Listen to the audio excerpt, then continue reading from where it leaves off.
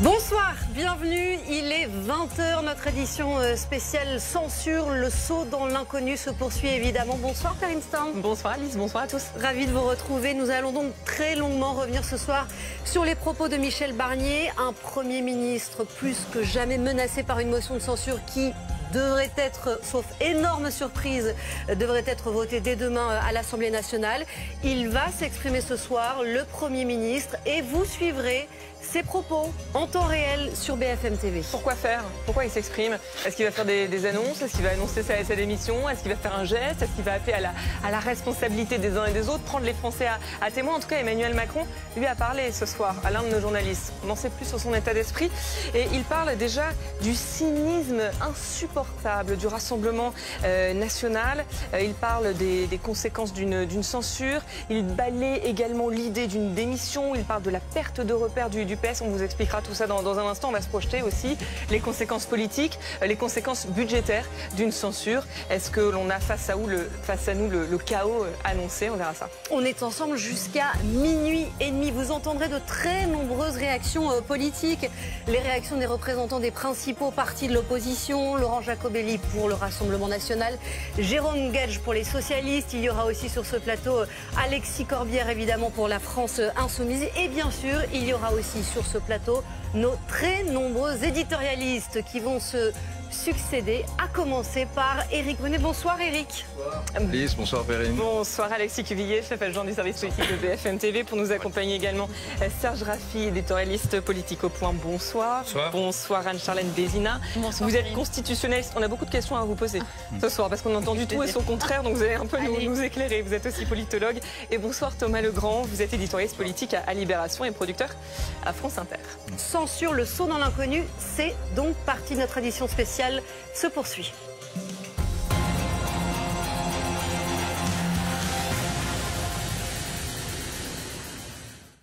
Je peux pas. On va tout de suite prendre la direction de Riyad en Arabie Saoudite où vous vous trouvez Léopold Debert. Bonsoir Léopold. Vous suivez le déplacement d'Emmanuel Macron. Emmanuel Macron qui vous a confié son état d'esprit, le chef de l'État qui veut croire ce soir qu'un autre scénario que la censure est possible. Oui, quelle folle journée, quelle folle soirée ici pour nous en Arabie Saoudite aussi, avec effectivement ces moments confession pour Emmanuel Macron avec qui on a pu échanger. D'abord, première information, je ne crois pas à la censure, dit en quelque sorte Emmanuel Macron.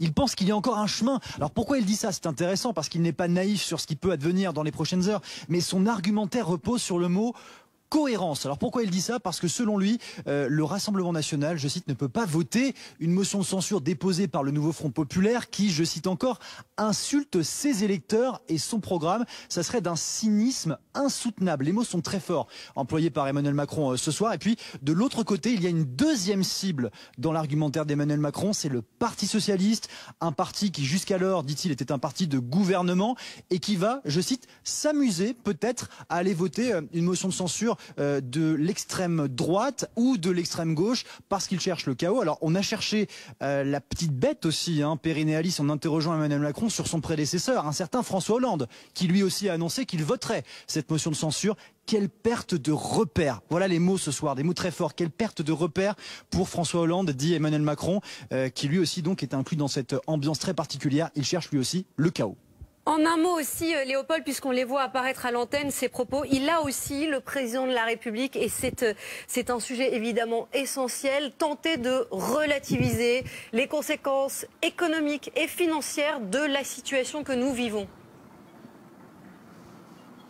Oui, alors là, il renvoie directement à la note des agences de notation, notamment Standard & Poor's, publiée vendredi en disant qu'on a une économie solide en France, qu'il ne faut pas dramatiser, ce qui contraste un petit peu avec le vocabulaire de Michel Barnier également. On est sur deux styles différents. Un dernier mot, Alice et Perrine, concernant la démission. Moi, je vais poser la question très directement à Emmanuel Macron tout à l'heure. Qu'est-ce que vous répondez à Jean-Luc Mélenchon et Marine Le Pen qui appellent à votre démission, qui serait la seule solution selon eux pour que tout se résolve? absolve. Non, non, non, il faudra compter sur moi jusqu'à la fin. Je suis ce soir en face de vous, m'a-t-il dit, les yeux dans les yeux, parce que j'ai été élu à 2 reprises avec la confiance des Français, confiance que je vais honorer jusqu'à la dernière seconde. Ils n'ont que des idées fixes. Voilà les mots employés par un chef de l'État. Sur la forme, en quelques secondes, on l'a senti extrêmement offensif. D'abord très calme, et puis au fur et à mesure des questions, on a senti qu'il y avait peut-être un besoin de libération. En tout cas, un président de la République qui avait des mots forts et qui marquait les esprits ce soir. Il s'envolera vers Paris demain parce qu'il sera présent au moment du vote potentiel de cette motion de censure vers 19h à Paris. Merci beaucoup Léopold Debert, Alexis Cuvillier. En tout cas, ce qui est clair ce soir, tout au long de cette journée, c'est qu'il y a une offensive nette de la part du gouvernement, de la part du président de la République pour essayer de mettre la pression sur les parlementaires, peut-être même de prendre aussi les Français à témoin pour éviter coûte que coûte cette censure demain. Oui, c'était très clair dans la prise de parole du président de la République devant des journalistes à Riyad, et c'était aussi clair devant un certain nombre de prises de parole tout à l'heure auxquelles on a pu assister, notamment du côté de l'Assemblée nationale. Je pense bien sûr à cette prise de parole très forte de Bruno Retailleau, le ministre de l'Intérieur. Bruno Retailleau qui, comme Emmanuel Macron, vont presque plus loin que Michel Barnier lui-même, alors que c'est celui qui risque le plus gros, j'allais dire, puisque c'est lui qui va être censuré. Michel Barnier qui, lui, s'est contenté de dire que la censure ne ferait qu'aggraver la situation dans une réponse et un ton finalement assez mesuré tout à l'heure devant les députés. C'est vrai qu'il y a une sensation qu'il faut maintenant maximiser l'enjeu, dire à quel point le moment est sérieux et grave, et puis aussi renvoyer, ça c'est vrai, vous le disiez Perrine, c'était l'axe d'attaque si je puis dire, renvoyer le Rassemblement national à cette forme de contradiction, le fait que le Rassemblement national va voter avec la France insoumise et avec la gauche cette censure demain soir, sauf immense surprise. Éric, ils sont importants ces mots d'Emmanuel Macron, parce que c'est la première fois finalement qu'on comprend dans quel état d'esprit est le président de la République. Il prend la parole 1 heure avant Michel Barnier. Il se montre offensif, comme le dit Léopold Debert, mais est-ce qu'il n'est pas déjà trop tard ? On a envie de dire qu'il est bien tard. Et Michel Barnier, ce soir, va parler. Alors, qu'est-ce qu'il va faire? Essayer de faire bouger les lignes, de renverser la table, comme on dit. Mais enfin, franchement, on va prendre les Français à témoin, en espérant que ça porte, que les Français en parlent en famille, qu'ils commencent à dire, comme c'est le cas pour certains électeurs de gauche et de droite, qui disent quand même, franchement, c'est de la France dont il s'agit. Oublions la petite arrière-boutique des partis politiques. Donc c'est vrai que cette idée, on la voit émerger depuis quelques heures, quelques jours même. On voit des électeurs du NFP et du Rassemblement national qui disent stop, faut arrêter de jouer. Mais enfin bon, il y a peu de chances que ça inverse le cours des choses. Mais surtout, j'ai parlé de prendre les Français à témoin, il va prendre ce soir, Michel Barnier, les députés à témoin. Il y a 577 députés en France, et il y a des députés, par exemple, je pense à Sophie Pantel. Sophie Pantel, c'est une députée socialiste de la Lozère. Et qu'est-ce qu'elle a dit il y a 24 heures, Sophie Pantel? Elle a dit, moi, je suis socialiste, mais je ne voterai pas la censure. Alors bien évidemment, il y a très peu de chances que Michel Barnier réussisse à inverser. Elle doit se sentir très seule quand même au moment où l'on se parle. Mais peut-être qu'il a l'espoir d'en accrocher quelques autres. En tout cas, vous vous souvenez, quand il est devenu Premier ministre le 5 septembre dernier, on s'est dit, voilà, c'est l'homme qui a, entre 2016 et 2019, négocié le Brexit. Donc on s'est dit, il est super fort, il a du talent. C'est maintenant qu'on va le voir. Je vous vois acquiescer, Serge Raffi. Est-ce que ce soir, il y a une possibilité, parce qu'on voit bien là les messages qui sont adressés, qui ont été distillés tout au long de la journée par les ministres, aux socialistes, notamment avec certains députés EPS, effectivement, qui n'ont pas signé cette motion de censure. Et ce soir, Emmanuel Macron interpelle les socialistes en disant c'est une perte de repères complète. On ne peut pas aller voter avec l'extrême gauche, avec l'extrême droite qui demande le chaos. Est-ce que réellement, ce discours-là, il peut faire pencher la balance du côté des socialistes? C'est un moment historique pour le Parti socialiste. C'est un moment très grave pour le Parti socialiste. Ils ont une occasion unique déjà de se démarquer clairement de LFI. Et à un moment donné, on sait que depuis des semaines, voire des mois, ils essayent de s'extirper, de se désarimer de ce bateau qui est devenu complètement fou avec LFI. Ils n'ont rien de commun idéologiquement, rien de commun. Ils avaient l'occasion là de justement montrer qu'ils pouvaient être un parti de gouvernement. Et d'ailleurs, quand vous les écoutez depuis quelques jours, vous voyez qu'ils font des propositions, qu'ils essayent de paraître constructifs, qu'ils d'ailleurs eux-mêmes, la motion de rejet qu'ils ont essayé de monter, c'était aussi une occasion pour eux de dire on n'est pas forcé de faire la censure. C'était une manière d'ailleurs... Ils ont proposé un pacte de non-censure. C'était une manière de dire qu'au fond, ils n'étaient pas ouverts comme à une les autres possible et qu'il y avait cette opportunité l'opportunité là. Simplement, ils ne vont pas le faire, pas pour des raisons politique, peut-être aussi en partie par rapport à leur électorat. Dans le détail, il faudrait voir circonscription par circonscription comment leur propre électorat réagit par rapport à tout ça. Mais leur électorat est quand même plutôt un électorat qui a envie d'avoir un parti de gouvernement et pas simplement un parti d'opposition. Or, ce qu'on a vécu ces derniers jours, c'est le triomphe du brun rouge, c'est-à-dire du lepénisme et du mélenchonisme qui veulent abattre la Ve République. On est dans ce cas-là. Et le Parti socialiste, je ne crois pas qu'il ne...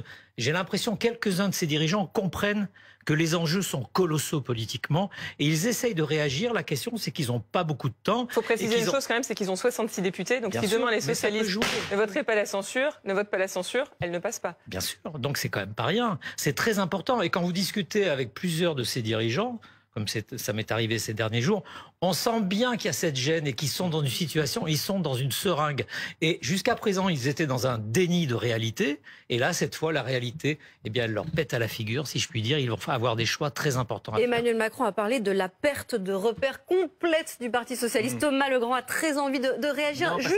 Vous répondrez à cela, mais lorsque le président de la République dit qu'il ne peut pas croire au vote de la censure, qu'est-ce que c'est? C'est de la naïveté? Il essaie encore de convaincre les derniers indécis? Non, c'est simplement une façon de dire que pour lui, c'est quelque chose d'incongru et qu'il ne comprend pas pourquoi des partis de gouvernement, donc le Parti socialiste, se mêlent à ce qui apparaît comme une crise politique, une crise de la Ve République. Donc c'est normal qu'ils disent ça. Ce qui est le plus étonnant, c'est qu'ils minimisent les conséquences, notamment économiques. Et là, il sera sans doute en désaccord ou en contradiction avec certains de ses ministres, et le premier d'entre eux. Alors, je suis pas tout à fait d'accord avec ce que dit mon camarade Rafi, parce que je pense, comme lui, qu'il faut à un moment que les socialistes se désarriment de LFI, et ils vont le faire, et je vais expliquer comment. Ils ont déjà commencé. Mais la censure, elle est logique d'un point de vue constitutionnel, d'un point de vue, en tout cas, d'un point de vue parlementaire, parce que Michel Barnier avait dit, écoutez, pour le budget, vous discutez, et c'est vrai que c'est le Parlement qui a la main, vous discutez, et vous votez des choses, et puis on verra. Les socialistes ont réussi à faire voter des amendements, c'est-à-dire qu'ils ont eu la majorité dans plusieurs cas, et puis tout ça est effacé par la commission mixte paritaire, et puis sans doute après l'aurait été par le 49.3, c'est vrai, mais à partir du moment où ils voient, les socialistes, le Premier ministre citer dans un communiqué le Rassemblement national, courir après les lignes rouges du Rassemblement national sans s'apercevoir que le Rassemblement national ne s'intéresse pas aux lignes rouges. Il ne se définit pas en fonction des lignes rouges atteintes ou pas. Il se définit en fonction de son intérêt propre. On peut comprendre ça, d'autant que les socialistes font une proposition qui m'a l'air intéressante, qui est de dire, et on met un petit orteil dans la culture du compromis, qui est de dire, quel qu'il soit, alors eux ils veulent que ça soit un des leurs, mais quel qu'il soit, le prochain Premier ministre doit promettre qu'il n'utilisera pas le 49.3 et obtenir qu'il n'y aura pas de motion de censure. Et là, ça veut dire qu'on ne fera pas grand-chose, mais que tout ce qu'on fera, budget compris, sera négocié et sera du compromis. Et c'est vers ça qu'on arrivera. Peut-être qu'il faudra qu'on se cogne encore dans des censures. Peut-être que pour atteindre la culture du compromis, qui est la culture, on pourrait peut-être en parler avec notre constitutionnaliste, qui est la culture de tous les gouvernements. Qui n'est pas la culture du moment, en tout cas. Non, non, qui n'est pas la culture du moment, en tout cas, la culture du compromis. Les institutions ne le permettent pas vraiment. Mais si, les institutions, elles sont assez souples pour le permettre, si on le veut, j'en suis sûr.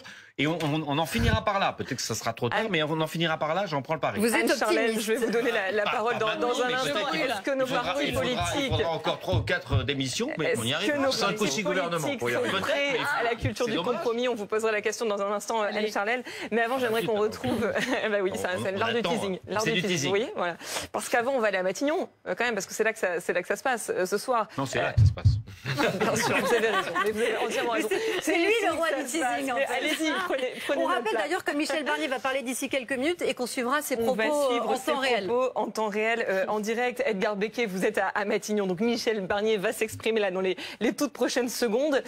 Pourquoi cette prise de parole? Est-ce qu'il peut encore faire des annonces et dans quel état d'esprit il est ce soir? Et ben d'après son entourage, Michel Barnier continue de travailler pour servir le pays, un peu comme si de rien n'était, un peu comme si il n'y avait pas de motion de censure débattue demain dans l'hémicycle de l'Assemblée nationale. À la question, est-ce que Michel Barnier prépare déjà ses cartons, est-ce qu'il se voit quitter l'hôtel de Matignon? Eh bien son entourage nous répond que la question ne s'est absolument pas posée, que c'est de la politique fiction parce que le vote n'a pas encore eu lieu dans l'hémicycle. Tout à l'heure, Michel Barnier devrait appeler à la responsabilité de chacun. L'heure n'est plus aux négociations. Il devrait plutôt supplier, en quelque sorte, les députés, les parlementaires, pour qu'ils ne votent pas cette motion de censure. Une interview qui va avoir lieu juste derrière moi, dans l'enceinte de l'hôtel de Matignon, plus précisément dans le bureau de Michel Barnier. Edgar Becquet en direct de Matignon et à tout à l'heure puisqu'on va vous retrouver régulièrement Anne-Charlène Bézina. Bon, il y a les considérations politiques et les règles du jeu aussi. Est-ce qu'à ce stade, une censure est encore évitable? Alors, il y a un dogme qui est celui de la Ve République qui consiste à faire de la motion de censure un acte qui soit moins impulsif que ce qu'il avait pu l'être sous la Troisième ou la Quatrième République avec cette idée que finalement elles étaient très régulières. Donc il y a un élément qui est important, qui est cette idée du vote personnel à la tribune, où vous avez en fait ce moment personnel où vous vous confrontez au vote positif. Je vote pour démettre ce gouvernement. Et c'est peut-être là-dessus, à mon avis, que le discours de ce soir va être important. C'est l'enjeu de dramatisation, on le dit souvent, mais je crois finalement du caractère de gravité de ce qui se passe que le Premier ministre va sûrement jouer ce soir. C'est-à-dire chacun des députés devant l'urne va être seul face à sa conscience. C'est ce que le général de Gaulle a voulu en 58. On ne vote pas par parti, on ne vote pas dans l'hémicycle en main levée dans le feu de l'action. On a 48 heures de réflexion et un moment profondément personnel face au moment où vous choisissez la mort du gouvernement. Et on ne vote pas non. Et on ne si vote pas non, on n'a pas d'abstention, on prononce je veux la tête de ce gouvernement. Donc c'est très solennel et c'est quelque chose de psychologiquement très très intense. Il y a un texte. On se prononce sur un texte aussi. On est bien d'accord. Il y a un texte de la motion de censure. J'allais y venir. C'est que au fond, alors et à la fois, vous n'avez pas tort, la motion de censure, on ne peut pas complètement la distinguer de ce qui se passe. C'est-à-dire qu'il y a bien eu un précédent. Le Rassemblement national n'a pas l'air de lire le texte, parce que le texte qu'il va voter est très dur sur le Rassemblement. Alors attendez, attention avec ça. Ouais. Justement, parce que c'est l'accusation qui est faite par Emmanuel Macron ce soir, qui dit en fait vous faites preuve d'un cynisme absolu, insoutenable, ce sont les termes d'Emmanuel Macron, en votant cette censure, ce texte qui insulte vos propres électeurs, parce que dans ce texte, le parti du Rassemblement national est qualifié d'extrême droite. On parle de viles obsessions du parti. Écoutez la réponse ce soir de Marine Le Pen. On n'est pas là pour défendre nos petites perspectives politiques personnelles. On est là pour défendre la France et les Français. Voilà. C'est pour cela que nous sommes élus. Et c'est comme ça que l'on remplit son mandat. C'est en les défendant. Même quand c'est difficile, même quand les décisions à prendre sont compliquées. Oh, j'ai bien entendu quelques journalistes nous expliquer que on aurait pu prendre ce qu'on nous avait accordé et puis comme ça, tout aurait été bien dans le meilleur des mondes. Ben non. Voilà, non. Voilà, c'est l'argument en fait qu'elle sort, Marine Le Pen. Alors je précise, c'était ce matin en réunion de groupe. Et elle dit non, en fait nous on est là pour défendre les Français, donc on va pas s'arrêter sur un mot, sur un terme, sur d'où vient cette motion de censure. L'important c'est le résultat.